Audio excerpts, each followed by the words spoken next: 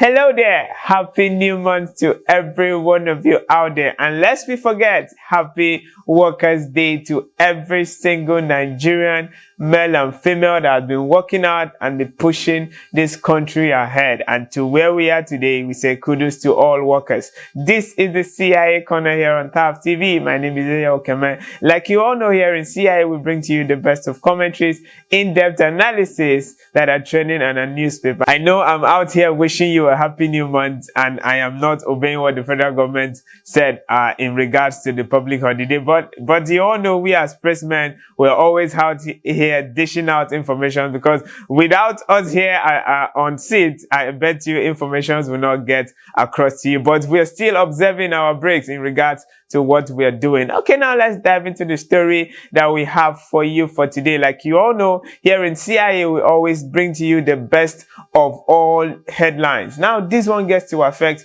every single Nigerian, and it has to do with the issue of fuel scarcity. I know you cannot wait to hear what I have to bring to the desk today. Now, sit back and relax while we'll go on a quick break, and I'll bring you details of the story after the break.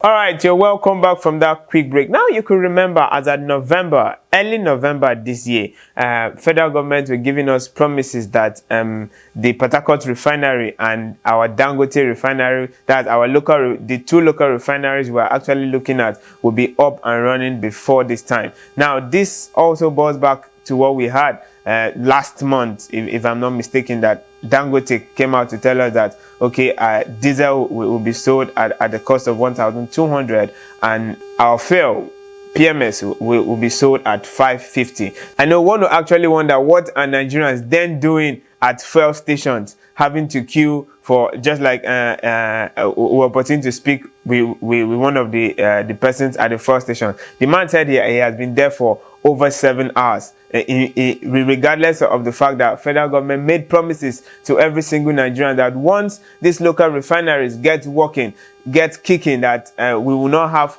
to go through this issue of fuel scarcity. But that has not really been the case in regards to the promises we got, because Nigerians are still queuing up in fuel stations, and we can still see most fuel stations actually selling fuel at a cost of 700, another person selling it at the cost of 1,200. One will actually wonder, now this is the same product that is being sold everywhere, so why are most stations selling it at a higher rate and others selling it at a lower rate? Okay, now this now brings back the question, is this really the issue? Because most persons, just like I said earlier, most persons are selling at the rate of 1,200, while another person is selling at the rate of 700, and leaving Nigerians to keep queuing for hours just to get what we feel we are actually producing now, though it's of a lower quantity. It actually tells that these things are personal issues, because we tend to I stand to be corrected, but most Nigerians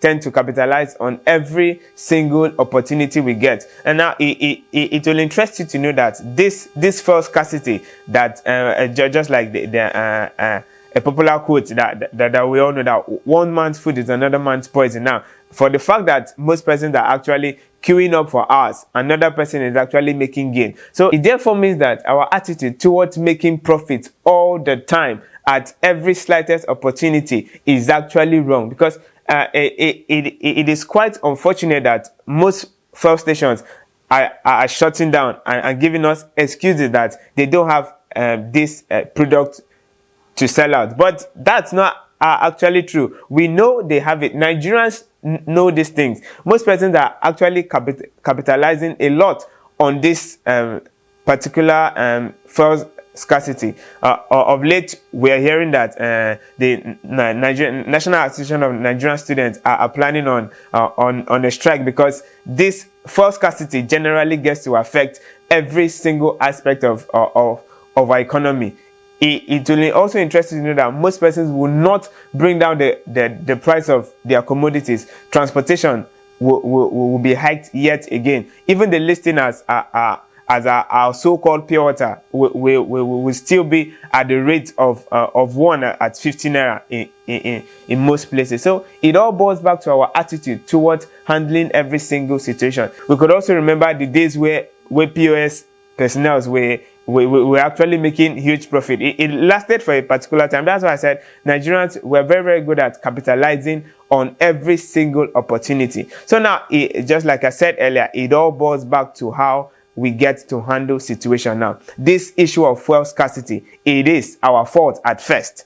It is our fault. In as much as we're pointing it back to the government, they promised us that once Dangote refinery gets working, although the supplies are yet to come out in full. Just like I said, Nigerians always want to make profit. For Nigeria to move forward, for we as a nation to move forward, we all have to work together to push it out. We should not always wait for the government. I keep emphasizing it because it is not the government in quotes that are queuing out there in those fuel stations. It's not the government that are actually facing the challenges that a common man on the street is facing. It all boils back to we Nigerians. For every action we take, it tends to affect Nigerians as a whole. So at this point, I would say it is not all the time that we have to make profit, because at this point we are pointing it back to our retailers now, because it is very clear for the fact that I agree to sell this same product for 700 and another person is selling it